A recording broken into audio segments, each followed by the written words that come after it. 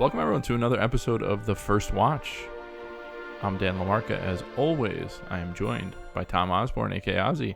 How are you, Oz? Good. What's going on, guys? Happy to have you here today. I am also joined, as always, by Dave Eggers. Hello, Dave. I'd like to apologize to everyone in advance for this. Oh, no. Oh, God. That's the classic unzip of the fly from our buddy Dean. Yeah. Right in the middle of the diner. We are talking today about Brad Bird's 1999 animated classic, The Iron Giant. This is one that slipped by me despite much praise over the years and me thinking I should watch it, and I just never got around to it. Shout out Dan Dufresnoy. I think it's one of his favorite movies of all time. Big buddy of mine, fan of the show. We're doing shout outs now. Cool. Well, No, Dan will be on this show at some point. Oh, so. good. But yeah, finally watched The Iron Giant, and we have a lot to talk about. I watched it today actually, which is nice, which is great. But that's cool. I am very happy with how well it held up because it's been a while. For me, We'll talk about it. Okay. Yeah, it's funny. This movie, I really did enjoy it. I remember seeing this movie when I was a kid, but for whatever reason, it never made the rotation. Like Disney movies or other Warner Brothers movies, but it's great. I think the blend of the 2D and 3D is probably one of the earliest ones to do that, and it does it really well. It's really good. I was shocked how well, because I didn't remember it even being like as 3D. But then when I'm seeing it, I'm like, how did we get worse? Because it looks better. It looks really good than some of the stuff I see today. We'll dig in a little bit. So definitely some backstory to get into here about this movie. I guess we should start with the movie itself. We have there's an interesting production history about this movie that I'll talk about very briefly. So it's based on a book by Ted Hughes, a children's book, The Iron Man from 1968. Ted Hughes wrote the book to help comfort his children after Sylvia Plath, who's his wife, killed herself. Oh, wow. And so he wrote the book to say, like, here's a nice children's book for you guys. To be honest, I had no idea. Yeah, it's an interesting story. Yeah. Plath, one of the classic head in the oven. No, I know who she is. I just didn't know. Well, I'm not. I wasn't suggesting that you don't know who Sylvia okay. Plath is. I was suggesting maybe you didn't know that she put her head in the oven to kill herself. No, I did know that. Oh. Jesus. I just didn't know that Ted Hughes was her husband. Yeah, and then was the writer of Iron. He wrote The Iron Man that created Iron Giant. So that story was kind of like I wouldn't say it was like, The Hungry Caterpillar that everybody read growing up, but it is like, a known children's story, pretty well known. There was it was actually an interesting, Pete Townsend, any Who fans out there may know that name, wanted to he adapted the book for a concept album, The Iron Man, a Musical, in 1989. Then they decided, let's make this an animated movie. And they kind of started pitching it around. It went to Don Bluth. It kind of was, where are we going to make this movie? And eventually it got acquired by Warner, who, as soon as they got Brad Bird, said, hey, this might be a good project for you. And Brad Bird very quickly was like, yeah, we're not going to be doing a musical, but I do like the story, and I think we can do something cool with this. And Townsend officially said, well, whatever, I got paid. Even though he didn't like my musical version. I wonder how that would have worked with Vin Diesel. Yeah. Interesting one. The other major, so there's a couple of, Ozzy said it at the top, but the Iron Giant himself is made CGI. The rest of the film is 2D animation. And it really is incredible what they did with the Iron Giant's design. And I was reading somewhere that it said he's made up of 7,000 unique parts Like they actually like built him. You can see like, I mean, obviously we're gonna spoil some stuff. When like he re-pulls himself together, you see how intricate all those little pieces are. Is insane. And all of those, so it sounds like they really did like make each individual piece and then fasten him together. Yeah, I have a feeling he's that's like what actually happens. working.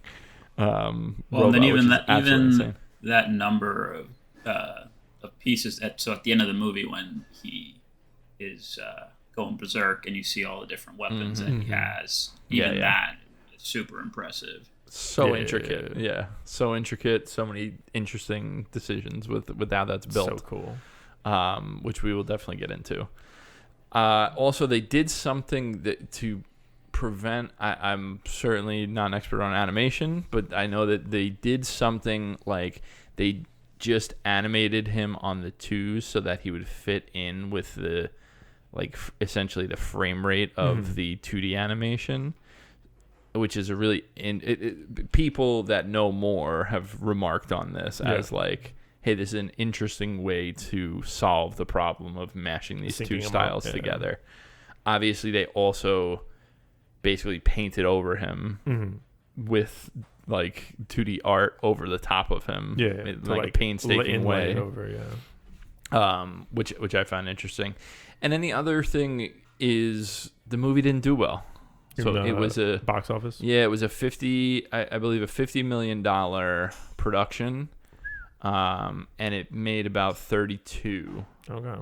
So it was definitely a flop, and we'll talk shortly about Bird and his history, but I think the thing that happened is it came out and immediately was very critically successful, and Ebert gave it a 3.5 out of 4. People were like, whoa, this is like a legitimate great movie. Yeah. And don't, hey, it may be animated, but this is a great movie. Yeah. The old classic that we still get today. But it is interesting to see the gap between I remember reading that test audiences absolutely loved it. It was set up to be this great success and not enough people saw it. It was a flop, and it ended up sending Bird over to Pixar, which... And here comes Incredibles. Eventually, will become Incredibles and Ratatouille, and eventually Incredibles 2. But yeah, so that's kind of the background on the Iron Giant in general. Which is funny that it didn't do so well, because you think Warner Brothers in the 90s animated stuff had the means to market. They just had... This is what's interesting. I was reading about this before. Quest for Camelot had come out right before and was a huge flop. Yeah. They lost a ton of money. So they said, we're not really going to do much marketing for the Iron Giant. And a lot of people involved in the creation of the Iron Giant blame Warner for the lack of money spent on why it wasn't successful. I think they're right. Because audiences loved it. It became a huge phenomenon on VHS tape. It was a huge Well, that's success. the thing too, because I do remember Quest of Camelot. I'll tell you, I'll pull something deep here, right? I love this. There were Wendy's kids toys for that movie. Wow. Yes, and Wendy's kids. There were toys? Wendy's kids toys for that movie. That's what I remember. I don't think I've ever even heard of that one. It's has that 2-headed dragon. It has this little bird beak with an axe beak. You say two-headed dragon, and I picture the dragon from Dragon Tales. It's close. It's got a short, fat one and a tall, long one. Yeah, that's really the only iconic thing. There are people, but obviously they just look like people, so I can't really do much with that. I guess that's fair. Yeah. And then I remember so there's a big swoop of magic at the end that does a bunch of stuff, and it separates those two dragons, and then they hug, and then they get refused back together. It's a really funny part at the end. Oh.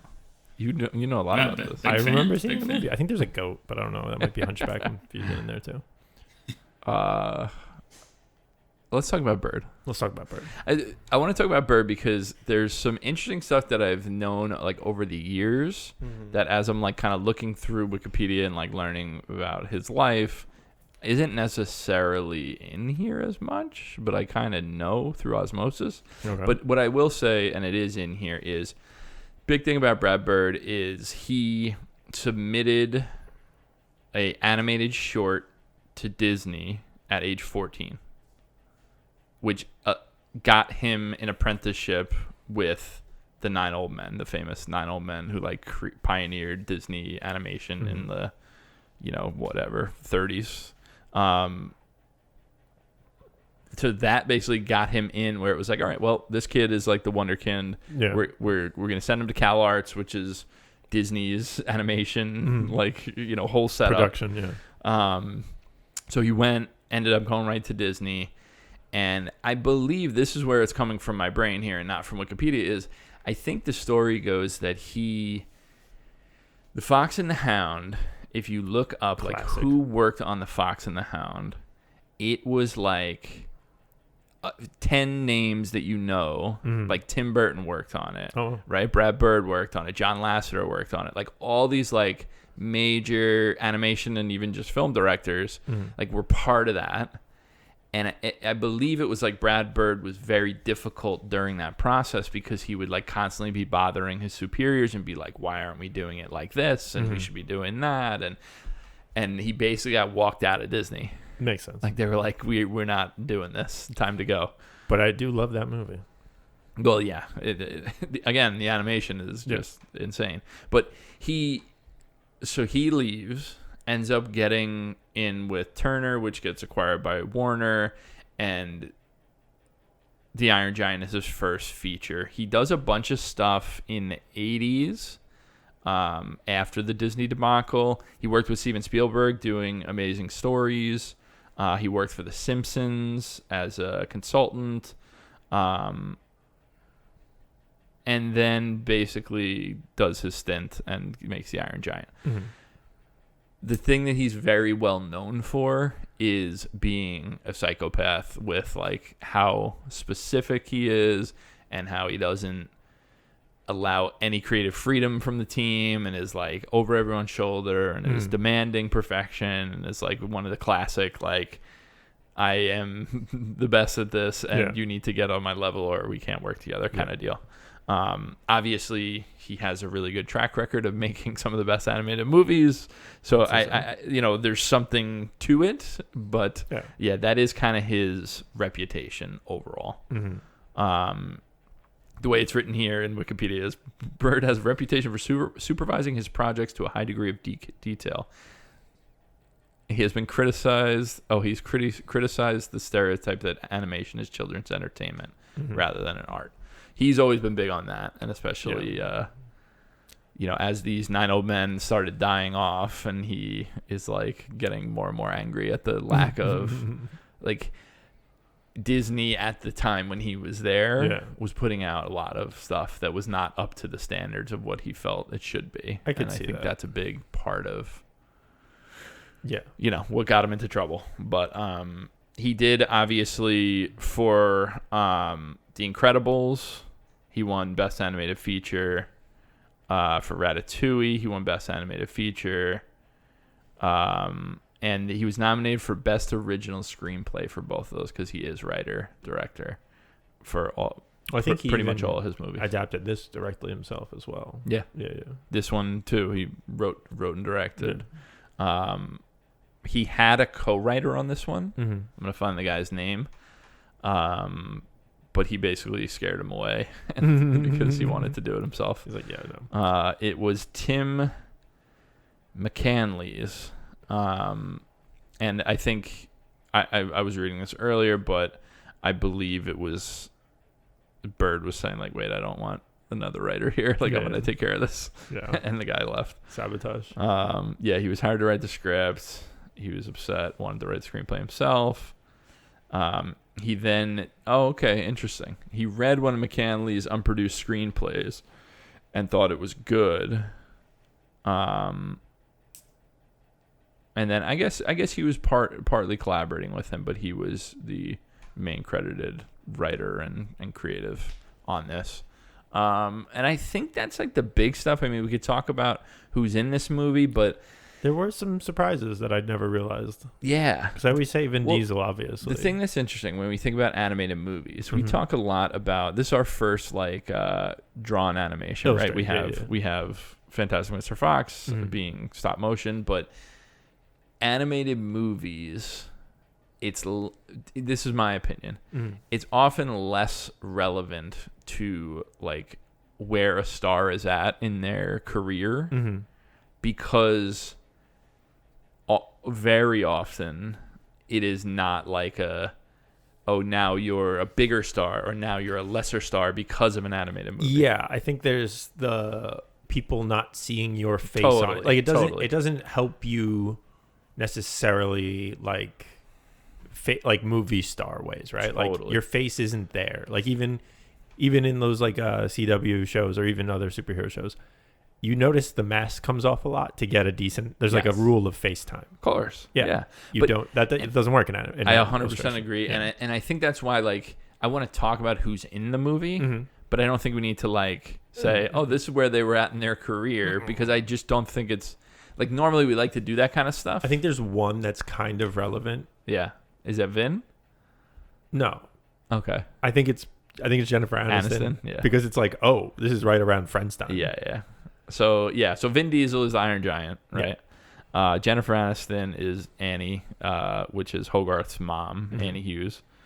Christopher McDonald, aka Shooter McGavin from Happy Gilmore, is Kent Mansley, the agent. Great John Mahoney, one of my faves from Frasier, is General Rogard. Dead on. And then we have Harry Connick Jr. as Dean, the beatnik industrial artist. I love how cliche they get with stuff sometimes. It's so funny. And in such a fun way, though. Like, I'm excited to get into this because I really like the characters that they build. Yeah. In I don't know, there's something really smart about how they use it is funny it as a tool. I'll talk maybe more about this at the end, but it is funny that this is like a movie growing up watching and then seeing like, influences. Yeah. Stays relevant. Yeah. We'll talk a lot about it. But yeah, those are the main stars. Eli Marienthal is Hogarth, child actor at the time. Really great child performance is all that I'll say for him. But yeah, it's a really good cast and really well directed voice acting from like everybody involved. Really solid. Do you have any opinions about the cast, Oz? I was just gonna say with Vin Diesel's performances, since we all know him as Groot. This is where Groot comes from. This is exactly where it comes from. That all the time. This is absolutely where it comes from. Yeah. He has a few more words to say in this one compared to Guardians. Yeah. But it's really funny that I was like, because when I say like this is Vin Diesel's best performance, I say that as a joke, but it's kind of true. It's true. It is true. I mean, he's quite good in this. Yes, he is. I agree. He's a great voice actor. I mean, I really think he might need to lean into that a little more. Getting career advice now. Let's just say he's made a bit of money. I think he's fine. He doesn't really need career advice from me at this point. All right, let's dig into the movie. What do you think? A lot to talk about here. It's interesting because the movie's like 82 minutes if you take out the credits. Oh, really? It's super short. I remembered it being short. I didn't even look at the runtime. And it's a pretty straightforward story. It's very straightforward. But they don't waste your time with anything, really. So thankful for that. Yeah. Like this adds to, when we get to the end and we give our verdicts here, how much it adds to the fact that there is nothing that is a waste or a padding. So let me ask real quick. Yeah. So I did not watch the signature edition. Me neither. Did you watch it the on signature Prime? or regular? No, I watched the regular one. What's the signature? Okay. You did not see the Iron Giant's dream, right? Yeah, there's 2 scenes added, and I intentionally didn't watch them. Good. I have now seen both. Oh, okay. And the signature I could do without. Yeah. Do not need it. There's like an extra scene, I think, between Annie and Dean and a dream sequence of the giant. Sequence of the giant. Which I intentionally... I think it's just like he was a fighting robot thing. Yes, I don't know. which ruins the reveal when he goes to take out Hogarth. But anyway, let's get into it. So, awesome opening to this movie. Mm-hmm. We have the great M. Emmett Walsh playing this drunken sailor. Mm-hmm. Anybody that has seen Coen Brothers movies probably knows M. Emmett Walsh a little bit. But he is a drunken sailor on these there's a crazy storm going on. Waves look insane. Beautiful. Love the way this looks. Yeah, classic, great opening. Northeastern storm fisherman. Yep. And he's trying to call in an SOS. Yeah, he's like, I don't know where I am. I'm off the coast of here. And then he's like, oh, wait, I see the light. So yeah, lighthouse. We see what looks like an asteroid coming in, splashing down. He kind of sees it and then is like, all right, I guess that was nothing. And then he says, oh, I see the lighthouse. And it's the Iron Giant's eyeballs. Turns and reveals 2 lights. Yeah. And it's like, And he panics, and the boat, of course, crashes into him. He comes flying through the windshield of the boat. Yeah, and he washes up on shore. Yeah, we don't see what happened, but he was safely on shore, Yes. and now is given his report to what he saw at the diner. And it's interesting because. Does it go directly into the diner scene? Because I think you get Hogarth kind of riding his bike down. You get the classic, 1950s Norman Rockwell. Yeah.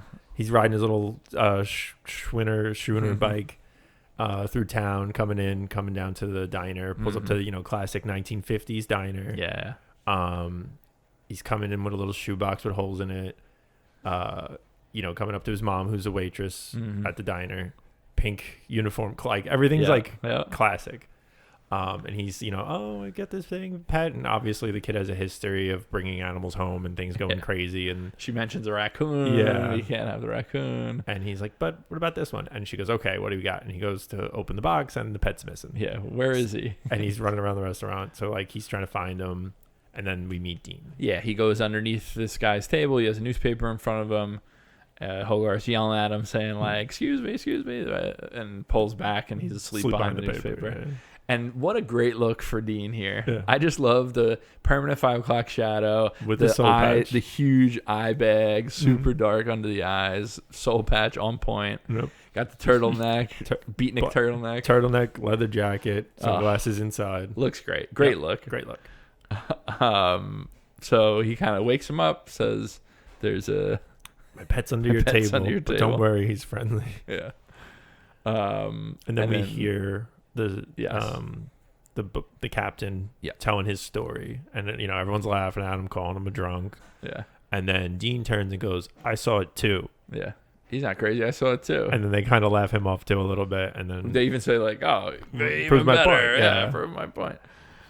And Hogarth was like, "Oh, you saw it?" Yeah. Hogarth's like, "Yeah, I believe you." Yeah. He says, "Was it a UFO?" He's like, "No, I didn't see anything. Yeah. We just need to stand up for our crazies." Yeah, if we don't stand up for the kooks, who will? Yeah. What a great bit of characterization there of just right off the bat, right away, just show you who Dean is. Yeah. Right. I absolutely love that shit. And then, sure enough, his mom comes over and says, "Hey, is my son bothering you?" And the squirrel has now entered Dean's pants. Yeah. Through the leg, and he's trying to keep himself together, but he's not doing a great job. He's talking through his teeth, "I'm okay. Call me Dean." And then we get Davy's quote. And then he gets up and he's like, "I apologize in advance to everyone for this." And he unzips his fly, and then a squirrel comes out and is running around the diner. Everyone's freaking out. The way that's framed too. Yeah, it's him just shot from behind him, and he just his legs yeah. It's really funny. It was good. Good opening to a movie. I do also just want to point out, I said it was like a normal Rockwell painting, but the town is literally called Rockwell, Maine. Oh yeah. So it's very much going on the for nose. That. Yeah. It's 1957, Norman Rockwell looking ass town. Yeah. But yeah, just we get so much about these people in such a quick amount of time, and then even right after this, it's, "Hey, I'm gonna be home later. Don't stay up late. Don't stay up too late. Don't eat junk food. No horror movies. No sci-fi. Whatever." He's a latchkey kid, and it cuts to him doing all of the things. Right? He's got the whipped cream can inside the Twinkie. That's where I learned that. It's pretty good technique. It's a good technique. Can you do that? I want to try that. Yes, you can. I have. Davy's done it. I've done it. But I love that because even now, right? We're not even we're 5 minutes into the movie, and there's a phone call from Mom. "I have to stay extra. I'll be home even later than expected. Blah blah blah." So in that 5 minute span there, you get it. Yeah. It's single mom, Single mom who works two jobs. works way too hard. Reba. You know, like always out. Yeah. Kids is taking care of himself. We learn about Dean. He's standing up for the crazy guy. Yep. We learn about Hogarth. He's like interested in there being a this odd little kid. Yeah. Like, you know what I mean? Like in the classic way of he's like loving the sci-fi movies. Yeah. Like there's just so much there. and he's lonely and he wants a pet and It's so smart. yeah. And this is where you got to give a movie like this credit that it doesn't drag the shit out. Yeah, like we could be dealing with so much backstory and like build up to this where it's like, no, you can just You kind of got set exactly what you need Yeah. here. And then they'll sprinkle little bits throughout. it. Yeah. But this is a great setup. Yeah, like even like later on, so like you don't know and even before watching it this time, I was like, I don't remember what happened to Hogarth's dad. But then you see on the nightstand, there's a picture of a fighter pilot. Yep. So the conclusion is that. Yeah, died in the war. Yeah. Yeah. So now he's home watching, right? He's watching this great sci-fi movie, horrible dialogue. Absolutely love it. The brain starts moving around. Yeah. What a waste of a perfectly good brain. And they just leave it on the floor. But I love how, so right off the bat, right, they're getting into like way more overtly adult stuff when you have the woman, you know, he's like, so why don't we finish the conversation back at my place? And she's like, I was thinking the same thing. Yeah. And it's just like super corny. It's so stupid, but it's also just funny because they're setting the tone. This is, and we'll talk about this as the movie gets going, but some of my favorite Spielberg stuff, this movie is in like a rare air where it feels like the best type of Spielberg stuff. Where like nobody else can do it like him, but this movie can, and it's so good. I agree. It's like that like perfect adventure film. Like that's what it is. Yeah, but even just the balancing of tones, like I think of like E.T., right? It's like there's so much shit that's like these are just like people trying to like get through life. Yeah. And like shit's just happening, and it's like this balance of like you'll have a silly slapstick moment, you'll have the squirrel coming out of the pants, and then you have like real heartfelt moments. Yes. This movie really is impressive in that way. Well, and like the Spielberg writing, this one, like Hogarth is a very believable kid. The way he's written is great, and that's what all the Spielberg movies about kids have. They have that magic. 100%. I absolutely agree with that. So he's watching he thinks the antenna is gone. Yeah, he goes out to check it out. Yeah, he's quickly climbing up onto the roof. Yep. He knows how to get up there to fix it. Yep. And sees some traces of our friend. Big footprints. Yeah. It looks like part of the antenna got bitten off. So he grabs his BB gun and a flashlight and a helmet. Tapes the flashlight to it and gets his. Looks like his dad got him a warfighter helmet and goggles before. And off into the woods he goes. And he goes out. And this is where we get our real introduction into the giant. So we get him kind of sneaking through. It's a cool scene of like claw marks on trees and like there's like a silhouette through the trees of like his body you shape. Can see he just walked through it, like just pushed his shape through the woods. And by the time he gets up and through it, he's ripping off pieces of metal and chomping it of a power plant. Eating it. And then he gets Hogarth's obviously terrified, but he poor Iron Giant grabs the spicy part. Grabs the part that's gonna shock him.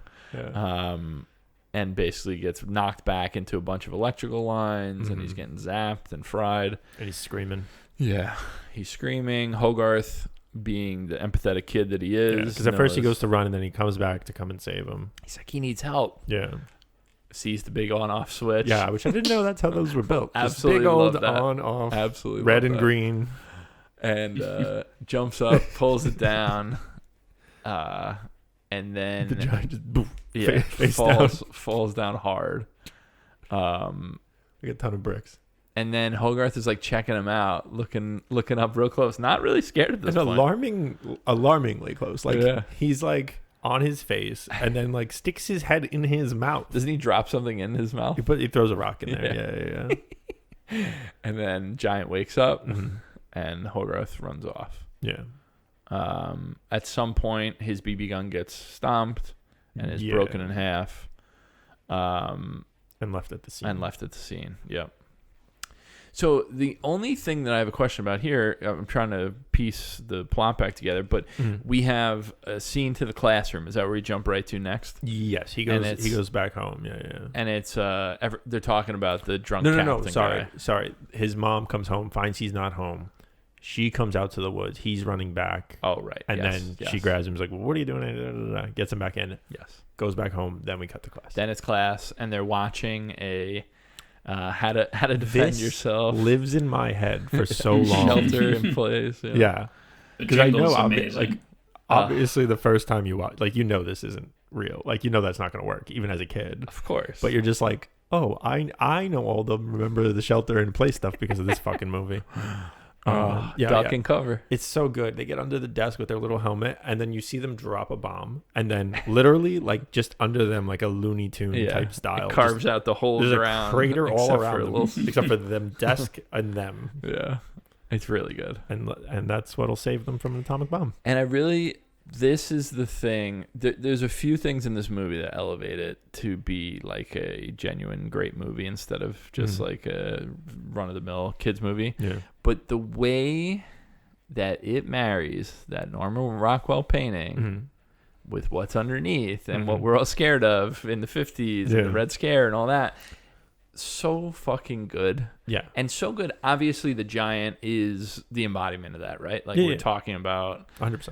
All of this, but having that be ever present and different points in the movie, that being like a thing, like when that siren goes off and everybody kind of looks up and like that whole bit is just so good because you really put in the place of like, this is what these people are so terrified of. Yeah.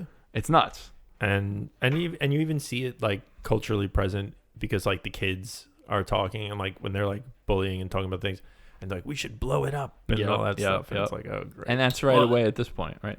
Yeah. And even at the end of the movie where the missile is launched, right, they're all like, up, like, we're all way too close to the blast zone. Like, it's over. Like, no one's freaking out. Like, because they've all been acclimated to this is a reality. Say, like, shelter? Yeah.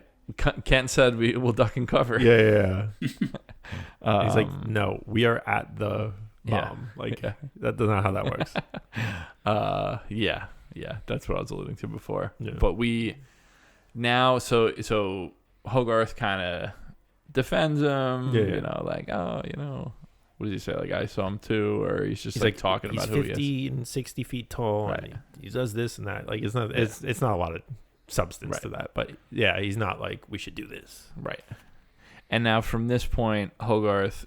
So I think he says to them, somebody says like, no, it is real. And that's why they're sending an agent to come get him or whatever. Yeah. And that's when it just cuts to Kent arriving. Yeah. And that's how we get to that. Which everything in this, I do think like obviously later there's Superman stuff going on. Yeah. But also I think like Kent is not a mistake. They live on an old farmhouse. Oh, yeah. Like all of it is very... much part of the juice, man. No, it's great. It's part of the juice. So Kent arrives on the scene. Yeah. He's going near the power lines. He's talking to the guy that runs it or something. He's like, yeah, and he's very dismissive. Oh, right away, yeah. Not believing anything. He's saying like, oh, looks like someone took a bite out of it, whatever. He's like, some beast, yeah. And it's not until he his car goes to get in his car. And then pops out for a second to say something and turns around and half his car is gone. Yeah. And then he's freaking out. And then he goes to grab the guy and show him. And the rest of his car is gone. The other half of the car is gone. He's like, what am I looking at, Kent? Yeah. So we're introduced really good. Excellent performance, by the way, from Christopher McDonald as Kent. Dead on. Tremendous. This is also where we start seeing a bit of the Jurassic Park version thing going on with the giant where it's like, doom, but also ninja at some points. But it's fine. It works. Sometimes you never hear him. Yeah. Yeah, I think that's for the best. No, 100%. I think they do a good job. 100%. So now he finds the half of the BB gun after that. Yes. And picks it up and it just says, hog hug. Hog he. Hug. Yeah, hug. And then I think we cut to Hogarth in the woods, trying to get with a piece of the- sheet metal yeah. on a stick. Got some tasty metal. Got something for you. He's setting up his camera. Yeah. He's falling asleep waiting for him. Yeah. And then he sees the metal's been moved to the other side behind him. Knows he's around.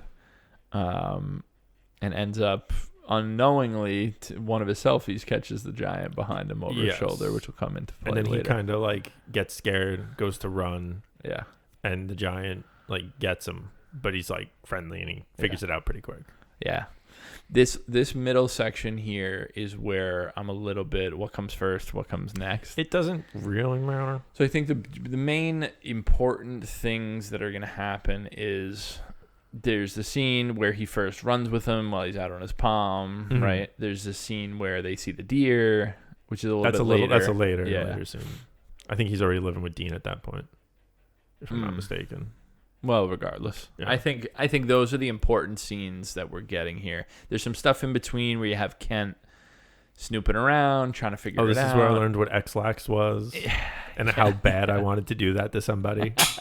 Chocolax. Yeah. We had so I think the early Kent scenes after, so Hogarth has his first like experience hanging out with the giant. Yeah. And then he's like, all and right, he you has stay that here. running scene, and then so he tells him, I think you have the railroad tracks before Kent, right? Yeah. So that all leads into it. So he tells him to stay, and he doesn't know what he means. He's like, he's like slowly trying to teach him English. Yeah. Rock. With a rock in the tree. That's when you start getting the group. Yeah. So he picks up a rock, tells him rock. So he picks up a boulder, rock. And then he picks up a tree, rock. And he goes, no, that's a tree. But then, so that's the English lesson. And then he's trying to get... he doesn't want to follow him into town or back house. to his house. So he's like, stay in the woods. But he doesn't get it. It's very much like a pet following, like a stray dog following you home or whatever, right? Definitely. And then they come to the railroad tracks. Well, and just to jump in, what I love with that initial scene is once the giant's basically following him, right, and he's repeating, and Hogarth just gets super excited, and he's just talking to himself about it, and he has the line, it's like, this is the greatest discovery since television. Yeah, or something. Yeah. I'm the luckiest kid in America. Yeah. It is pretty awesome. He's like, I have my own robot. Yeah. So he gets to the train tracks. The giant goes to like start eating them. He's like, no, put it down. And then all of a sudden there's a train coming. Yeah. And so they're trying to line that up back, and then bang. And he gets hit by the train. The bit where he like almost has a perfect and he understands like I have to connect it. Yeah. And he's like just touching it. He's like, get out of there. And he gets whacked in the head with the train. Yeah. And then we see the giant starting to pull himself together. Yeah. So they skedaddle out of there because now we're like, oh shit, there's a scene here. Yeah. He hides the giant in the barn. Giant looks like he's back together for the most part. Goes to wave. He's missing a hand. Yeah. So like, uh-oh. So he goes back into the house. His mom has dinner ready. And he's like, Hogarth, say grace. And then as he's saying... Well, we get Kent talking to the train guys. Oh, do we get that first? Yeah, because that's what gets him down to the house. Yeah. I know he came by. I wasn't sure when it happened. So he just kind of talks to the train. And he's like, hi, so you're not going to believe it, but it's got this giant robot. And that's when he's kind of like, too many people are saying this. Yeah. It's like, all right, there's something going on. And he kind of sees tracks leading towards the barn. Yeah. And that's what makes him go down there. So then he's trying to say grace. And as he's like, oh my God, like it's a bunch of like, he's watching the giant's hand come in the house, which is funny because it acts like a little dog. Yeah. Kind of. Like they even do like a tail wag. Yeah. With the wrist. I just love that this is our second week in a row where we get an excellent job getting Satan out. Oh yeah. Get out of here, Satan. Get out of here. Because the hand's like in the pot in the kitchen. And he's like he's trying to shoo the hand. Yeah, and it's just a really funny it's a good bit. Grace. Yeah. And that's the marriage of the 3D and the 2D that just works so well, right? Because the entire hand is working in its own space in 3D. Yeah. And touching the soup and all that. And it's so funny. Yeah, it's really good. And even with the toilet paper later. Yeah. He's just messing with it. He's watching TV. The hand is watching TV later. So he's trying to get this thing out the house, and then when he throws the penny across the kitchen and it knocks over to like make a noise, knocks the thing down over the sink. What a mess. It's like, oh. He's like, all right, and then he goes to rush it out the door, and then Kent's there, and he goes, hey, sport, and immediately closes it on him. And then you hear ding, ding, ding, ding, ding, knock, knock, knock. And then open it up. He's like, I'm with the government, blah, blah, blah. And he's like, I don't know what you're talking about. So he's running up, the hand's upstairs now in the bathroom. Yeah. And then they hear a flush. He's like, I got to go to the bathroom. He runs up. He's in there. He's making noises, trying to push it out the window. And you're like, that's why you should really chew your food. Like, and then he gets him out. And then he quickly pulls his pants down and sits on the toilet.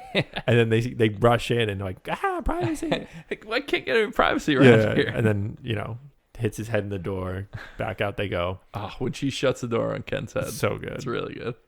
And then the hand skedaddles back to the barn. And then you see the barn lift up. And the hand crawls underneath and drops the barn back down. A little detail that I love is that Kent, so she introduces herself as Ann Hughes. Mm-hmm. And he calls her Annie right away. Yeah. Like without her saying it. Yeah. I just love the little detail like that. Or even when, she opens the door and he's like, hello, because he's at like her chest height. Yeah. Yeah. It's good. It's good stuff. Yeah. It totally. He's very, very close to, what's our friend's name? Who, Michael, Sarah. Am I blanking? From, Shape of Water. That's what I was going to say, Michael Shannon. Michael Shannon. Yeah. I was literally going to say that. I was like, Shape of Water, not a movie I loved, but I get similar vibes to what Kent's got going on here. Obviously, very similar themes going on. Yeah, a little less violent. Just a little. In the beginning, at least.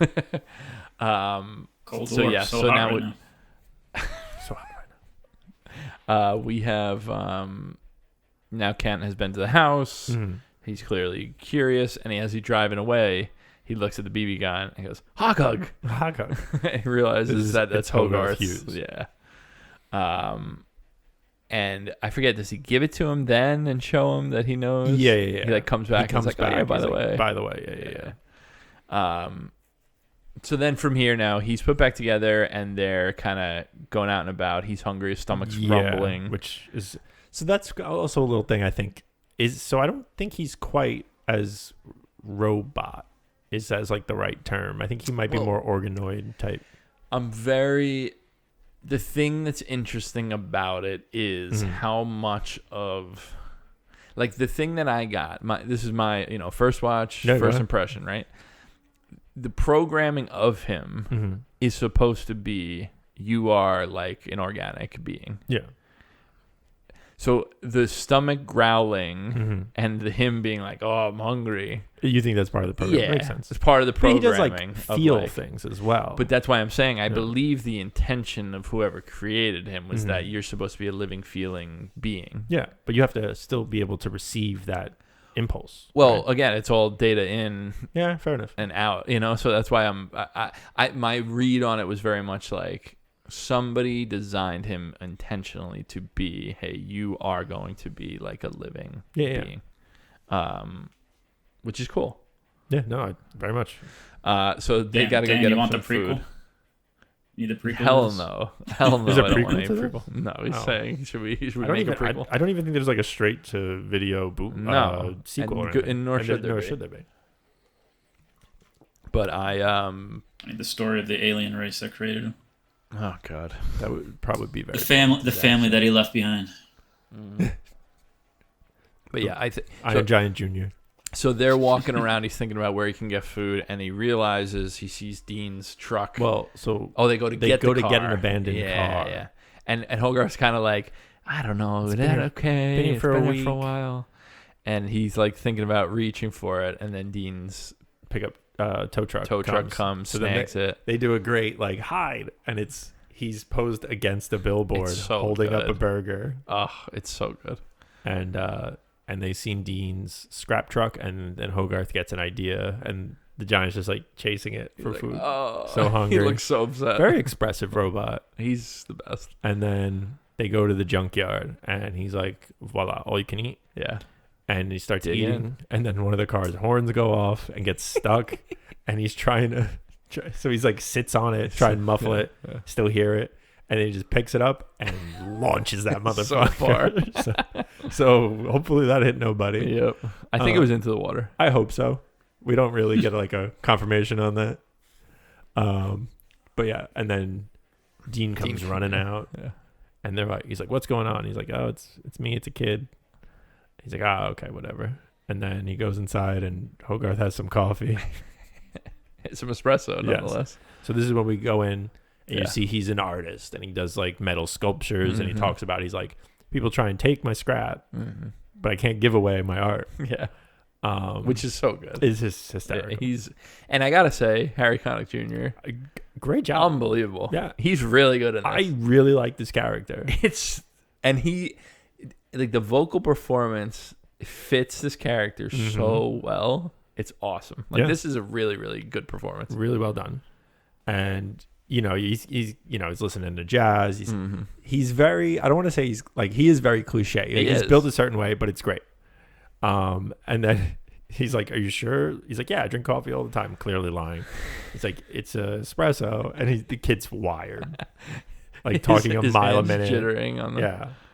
And then, so then he's talking about school and how he's like, this is how you quickly get some of it, where he's like put ahead of grade, because he wasn't being challenged and all this other stuff. And then he's like, if everyone just did, I'm not smart. If everyone just did the homework, so then that goes on, and then do they hear something? And then it goes out there? Yeah. It's something like that. Yeah. And then they go out there again, and he sees the giant, and he freaks out. He grabs Hogarth, and the giant's like getting protective, and he's like, no. He's worried about. He's like, no, he's cool. He picks him up. And then Hogarth's got to talk him down. Don't hurt him. He's good. And so then now he's shaking as he's drinking his coffee. And he's like, huh? Because he's seeing the big giant robot. And he's like, he needs a place to stay. And then he just gets up, pours his coffee, and walks away back to his house and shuts the door. And then we get a little insert on the screen 37 minutes later. It's really good. He goes, all right, you can stay the night. Well, I think he actually he's banging on the door. And he's like, I can have him push this down. Yeah. He's like, he can stay the night. And then one of my favorite bits. So morning after, Hogarth's going home, exhausted. Oh, yeah. He's finally getting home. He says to Dean, he's like, you said he could stay. I said he could stay at night. Yeah. He's got to find somewhere else to go. Yeah. So he goes home. He sneaks in the window. About to crawl back into bed. That bit, man, So I good. was cracking up. The way that he pulls back to get into bed, and then she walks in. Oh, you're up, Freddie? Just making the bed. He puts it right back. It's so good. It's so that good. got me so good. The way that his face looks and the way that he just plays it right away. So he's defeated. And he's like, just making the bed. Just making the bed. It's so good. Yeah. Oh, the poor kid. And then we find out that Annie got that room rented that they needed. Yeah. And it's rented to our friend Kent Mansley. We're going to talk about this soon because Kent's about to go full demon mode. But the way that they show this family, they're living in clearly like a upper middle class area. Like single mom, she really has no business living in a house like this. Yeah. She's working so much. She's renting a room out. Yep. And then Kent throws that in the kid's face when he's interrogating him. Yeah. Like that shit is so good. The way that that's deployed as like, is she really fit to be doing this? And is she really in a good position to be taking care of a kid? And it's like, oh man, that fucking stings. That is rough. But yeah, I think the next. So Kent's there, and he's like, all right, I got to go get him out of Dean's hair. And then he's like, oh, why don't you show Kent around? And so then he's like, fuck, now I got to deal with this guy. So this is where your laxative comes in. Yes. So then they're at the local shop or whatever. Yeah. And they're eating ice cream with whipped cream and all the works and everything shakes. And he's like, this is a thing we do. And I forgot what he called it. It's landslide. Landslide. Yeah. Landslide. And he crumples up a candy bar and puts it on, and he goes, and then you mix it in, and then you see him throw away a Choco Lax wrapper, and he does a regular one on his.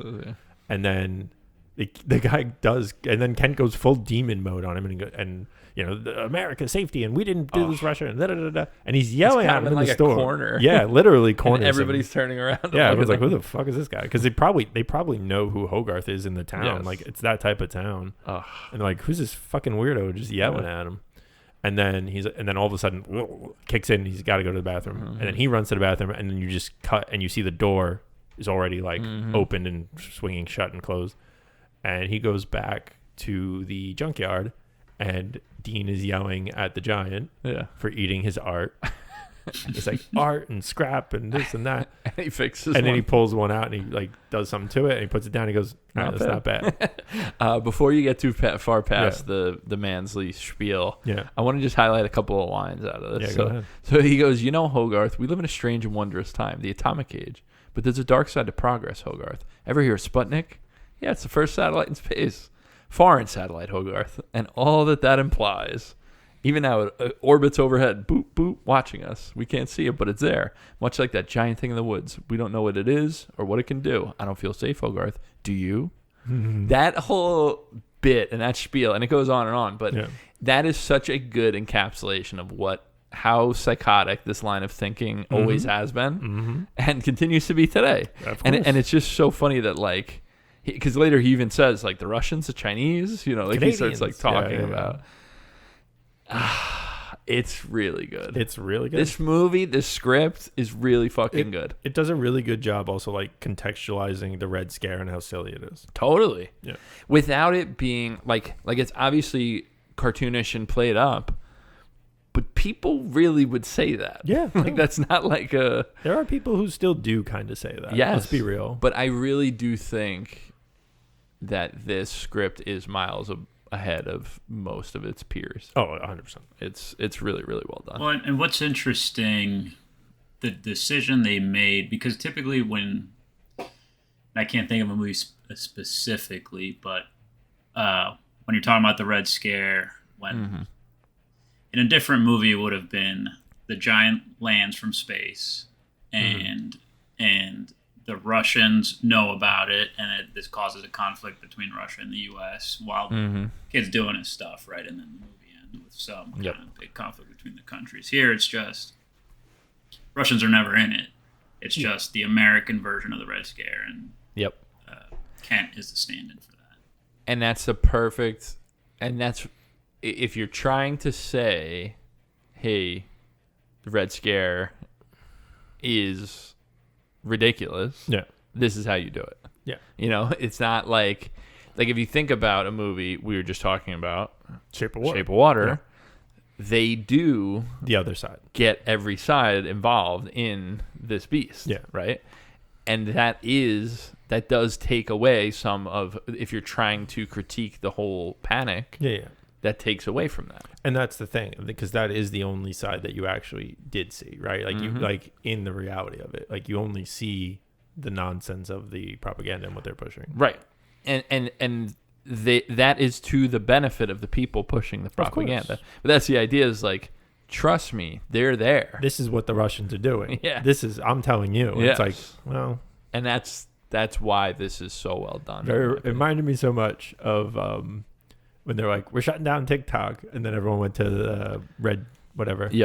And they're like, wait a minute, China's got this going on, and they're like, oh, quickly turn TikTok back on. We can't have that. It's gonna blow up in our faces. So I think while now Kent is having diarrhea and going and doing his investigating on his own, we have Hogarth doing. This is where we get the deer scene, right? No. So he shows up first. Maybe no. Yeah. Well, I mean, in this, I think maybe the deer scene did happen earlier. You get they go to the lake, right, and then the deer's after that, isn't it? Oh, you're right.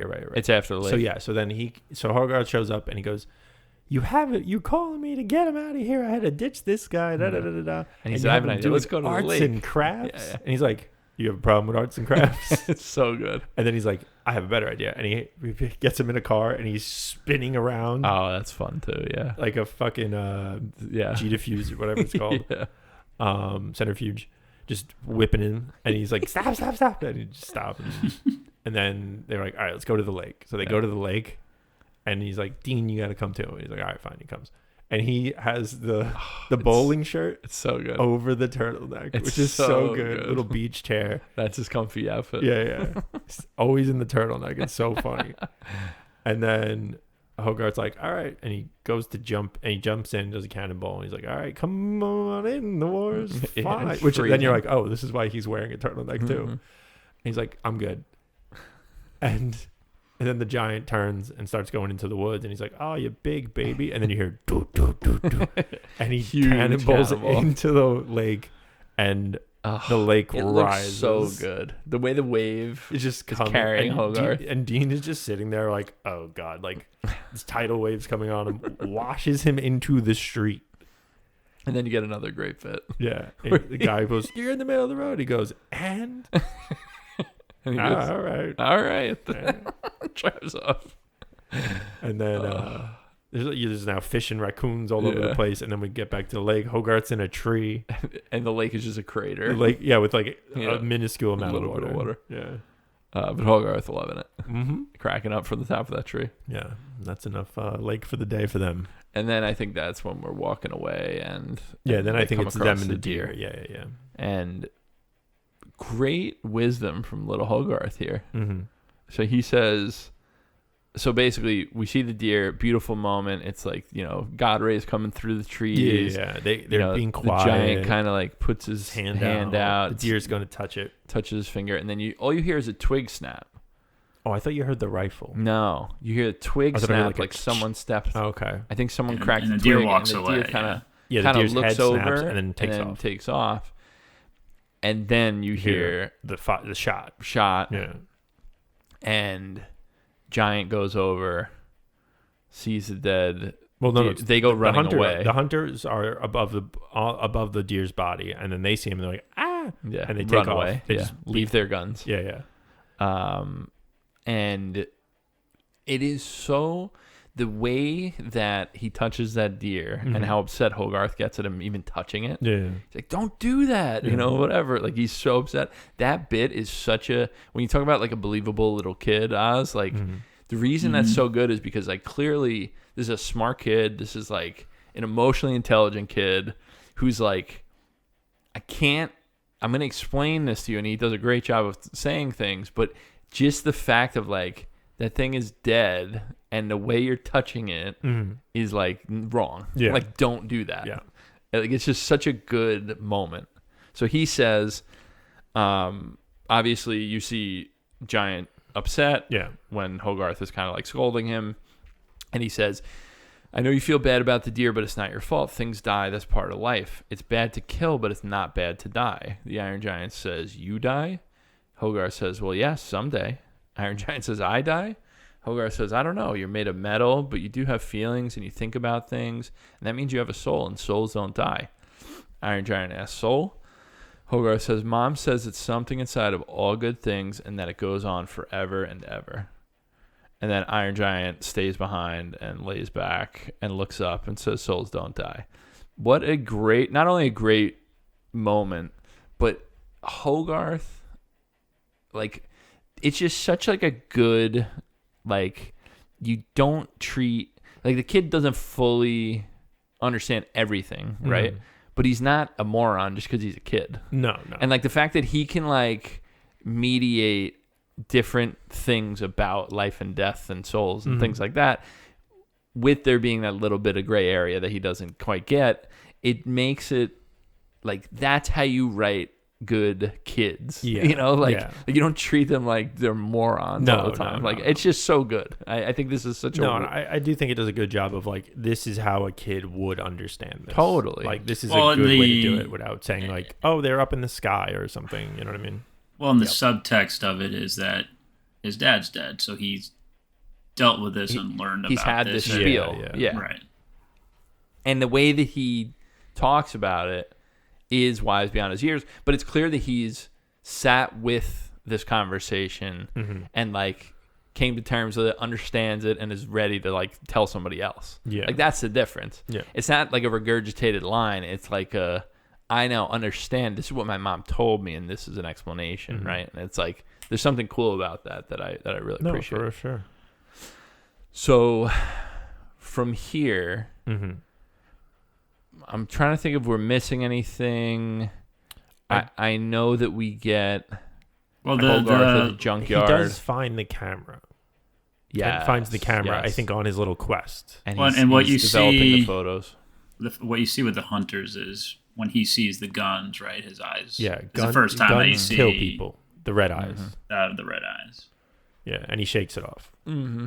And then that was another thing from the thing is guns kill, mm-hmm. which isn't that hard to understand, but apparently we do have that problem. So then Kent finds Hogarth's camera. It's labeled Hughes. So he's like, all right, I need this. He's developing film, reveals the selfie shot of him and the giant. Mm-hmm. So then Hogarth this happens before that. So Hogarth is playing with the giant at Dean's. Wait, no. This is later, right? Not much later. All right, well, I'm just going to do it then. Yeah. So Hogarth's playing with the giant at Dean's, and he has a little toy gun, and he's like, okay, Atomo, because earlier he showed him comics. When they were in the barn. Yeah, he showed him Superman. He's like, you're a lot like Superman. You came from a different planet, didn't know what you're doing. Now you're here, and you're a good guy. And you're going to help people. And Atomo's the bad guy, and they have like the spirit. They had a few of the other comics. Well, you see, the thing that I like is you see the giant kind of like look at Atomo. Look at Atomo. It's like, what's that about? Yeah. And he tells him, like, oh no, he's a bad guy. He's not like you. It's not like you. And then, so then they're playing in the junkyard, and he's calling him Atomo. He's like, no, Atomo. Yeah. And then he's like, oh, yeah? And then he goes and picks up an S from like an old diner sign, puts it on his chest, and he goes, I'm Superman. He goes, so okay. Cool. It's the best. It is. And then he puts the gun at him, and he's like charging it up, and then the giant notices it. And then Hogarth looks away for a minute. Yeah. He gets like turned. Yeah. Dean so says he doesn't something, see the red eyes. Yeah. And so then he goes and he shoots something, and then Dean's seeing that, and he's like, what the hell's going on over there? Mm-hmm. Like there's I-beams shooting out of the giant. Mm-hmm. Hogarth didn't see it. So then he goes to shoot him again with the gun. And this time Hogarth kind of sees it, and he's looking at him. He's like, and then Dean jumps, gets him out of the way, and then starts yelling at the giant. Because he's like, yo, you're going to kill this kid. What are you doing? Da-da-da-da-da. Hogarth's like, no, da-da-da-da. And the giant takes off, and it starts snowing. Well, before the giant takes off, they have back and forth a little bit. Right? With the giant? Yeah. I thought he said, I'm no gun. Yeah. He said, like, yeah. So so Dean is basically saying, like, get back, get away. Yeah. And Giant is kind of like, what's going on? Like, all's good. And Hogarth is saying, like, oh, it's an accident. He's our friend. And Dean says, he's a piece of hardware. Why do you think the army was here? He's a weapon, a big gun that walks. Oh, so they already foiled the army. Okay, so that did happen. Yeah, so once they have the picture that developed, then he calls the army in. And we got an earlier shot of the general sitting, watching the TV, watching a Western. Yeah. And he basically says, like, you got to evidence. come here, blah, blah, blah. He's like, do you have a photo? Do you have anything? Yeah. And he's like, no. So now he has the photo. Yeah. So he calls and says, you got to bring him in. Yeah. And he's questioned, and Kent corners Hogarth, questions him, basically hits him with the line of like, oh, you got to tell us because your mom. Yeah. And then he gets chlorophylled. Yeah. And then... So this all happens before that? This does happen before that. Yeah, I didn't realize. I was trying to figure that out. No, I messed it up too. Because there's like two montages, really. So this is the interrogation. Yeah, so he's interrogating him. He's like, you got to tell me where the giant is. Real piece of work. Like he's revealed, he's full-blown monster at this point. Yeah. Because also like locks him in a barn with him. It's like, lady, why are you letting the stranger in your kid so much? Totally. It was the 50s. It was different times. It was different. So then he hits him with the rag. He's back. He wakes up in his bed. He hears him on the phone talking to the general. And he's like, don't sneak out. The window's nailed shut from the outside. Yeah. Getting crazy. And then they're just sitting in rooms across from each other. Well, he had told him at this point. He's just waiting for the general to arrive. He does tell him where the giant is. He tells him where the giant is. Yeah, in the interrogation. Mm-hmm. So then they're having a bit of a standoff. Kent watches Hogarth roll over, thinks he's going to sleep. Eventually, Kent nods off. And then he sees that what he thinks is the body. He's like, all right, he's still there. And then Hogarth walks by and goes, hey, Kent. Morning, he's like, what? And then the head of the fake head falls down and it reveals a pile of pillows. And he's like, all right. So then they go to the junkyard. Hogarth, Annie, the U.S. military. Why is the military in our front yard? Question. So they roll up to Dean's place, and Dean's like, hey, what's going on? And then you're like, we're here to see the monster. Da, da, da. He's like, what are you talking about? He's like, the big metal man. He goes, oh, the metal man. Okay, you had me worried for a minute. I love what he says too. And then he's just like, I'm telling him, like, I love this thing. You can't rush me. You cut off the umbilical cord right after he's born. Yeah, this big rich guy wants it for his so lobby. Good. And he goes, but a competitive offer, da da da da. And he takes him into like a warehouse. And we see the giant sitting there with a bunch of extra little pieces he looks added so on, shitty. and he looks like a sculpture. He looks so stupid. And they, all the like road signs, yeah, to stop shins signs and like stuff. plane wings. It's great. And then Kent gets his ass chewed out. Yeah.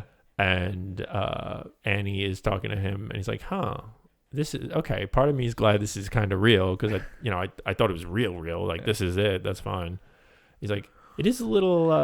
It does seem like a little slapped on, though. Yeah. Not like something, not like your other not work. like his other work. Like this one looks more well thought. And she's like, "Oh, you like that?" So they're starting to get a little friendly. Yeah. And then they all leave the thing, and they're like, "All right, we're in the clear for now." Then our scene happens where he's Superman Atomo, and they chase. Dean kind of chases him off. Yeah. Then it starts to snow in that same sequence. Yeah. Which I think is a Nuclear Winter reference. Yeah. Great looking snow, by the way. Oh yeah, so, really good. So then he's off walking away, pouting, and then very quickly they see the gun, or Dean sees the gun. He's like, "Oh, he was being defensive." Yeah, he was reacting. Yeah. It was a defense mechanism. So he goes, "Okay," grabs Hogarth. Let's go get him. Or Hogarth chased after him. So then Dean pulls up on his motorcycle, no helmet, grabs Hogarth, no helmet, and they go and they're like, "All right, let's go track down the robot." Then as they're driving, so this is why I was confused about the timelines, right? So I guess the army was driving off. Yeah, they were leaving town, but like that's what the turnaround time is interesting for like how much very snow, quick. But whatever. Yeah. So Kent sees Dean driving over to him. Right? Past him. Yeah, past him. He's like, where is he going? And then he looks in his mirror. Yeah, his side view. And he sees the giant in town. Just standing up in town. So right before that happens, there are two kids on the top of a building somewhere. Yeah. And they're looking like, see, nothing happened, blah, blah. It's all fake because the army's leaving. And then the other side, they turn around and one of them's like, give me the binoculars. And they see the giant. And they're like, whoa. And then they fall off the building, get caught, and are screaming for help. And the giant pulls a Superman, hears it, runs into town, and saves them. Diving hand. In a very questionable way mathematically, because they fell off a building into a metal hand. Probably not. Maybe he did a good job I know, with the momentum. It's perfectly fine. But it's very funny. It's like, I don't know, it's still smush. But it saves the kid. Town seems pretty accepting right away. Well, that's what I love. Yeah, they're about like, okay. This. He saved the kids. At this point, this is what's so interesting, right? Mm-hmm. So if we're talking about like thinking thematically, dig a little deeper, right? Yeah. If we believe enough people have been talking about seeing this iron giant, right? So people in town are like, oh, the giant, mm-hmm. Like what? How come he hasn't done anything yet? Whatever. Yeah. Then he makes this great save, right? Yeah. I love that all the townspeople are just like, thank you so much. Yeah. Like that is like the best version of this. Yeah. Because if they were all scared and yelling at him, it would just add so much shit that doesn't need to be added. Exactly. And this like cuts right to the point of like, hey, you just showed that you're a good guy to us. Yeah, just saved a bunch of kids. Okay. Thank you so much. He hasn't done anything. He ate a few metal things. Like, all right, so he's not here attacking us. So again, exactly. Like, oh, Russians are bad guys. So if Russians showed up, but it's like, oh, thesis. They're nice. Yeah. What's the problem? Right. They're people just like us. Yeah. So then that happens. The army's now turned around because Kent has now destroyed another car. Yep. And they all turn around. They're coming back into town. Hogarth and Dean arrive. They're talking with the giant. I don't know what the exchange, like there wasn't like, oh, it's okay, whatever. And then the army shows up and just starts shooting. Yeah. And I think he has Hogarth in his hand already. Yeah, because Hogarth ran over, like, great job, Giant, that kind of thing. And he like picked him up and was like smiling at him. Yeah. And that's when all the townsfolk are like, this guy's great. Yeah. Like they're kind of looking at him like, okay. Then they just start open fire. And like he's protecting Hogarth immediately. So he starts, and they're doing nothing to him. They're like bazooka, tank missiles, nothing. So he's just like, I gotta get out of here. Yeah. So like, let's go. He beats it, and they're lighting up the town a little too. Well, they hit the Giant, and he's banging into buildings. Well, no, and then they hit the water tower and everything else. There's not a lot of caution for civilian life. Yeah, certainly not. So then they're running. He trips and he's sliding down a cliff.